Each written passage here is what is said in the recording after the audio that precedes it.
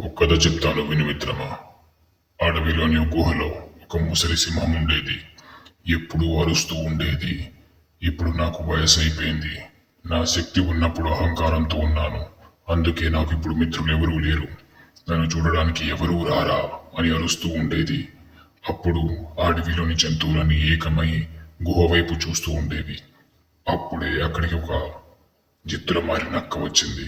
అయ్యో, సింహం ఇప్పుడు ముసలిదైపోయింది కదా, దాన్ని ఏడిపిస్తాను అని నక్క బాగా ఆలోచించింది. గుహ దగ్గరికి వెళ్ళసాగగా నక్కకు ఏదో ఒకటి కనిపించింది. ఇదేంటి అని ఆలోచించసాగింది.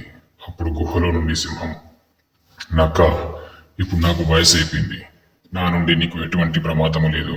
లోపలికి రా అని పిలవసాగింది.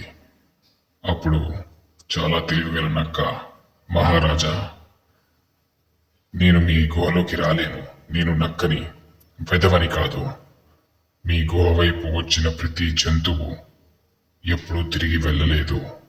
ఈ విషయం మీకు తెలుసు, నాకు తెలుసు. ఎలా అంటారా? ఆ కాలి ముద్రలు చెప్తున్నాయి.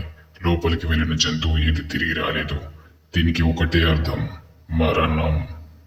నేను తిరిగి తక్కువ దాన్ని కాదు మహారాజా. నేను లోపలికి రాదలుచుకోలేదు. మీకు ఇక్కడి నుంచే నమ్మం. నచ్చావు నక్క అన్నది సింహం.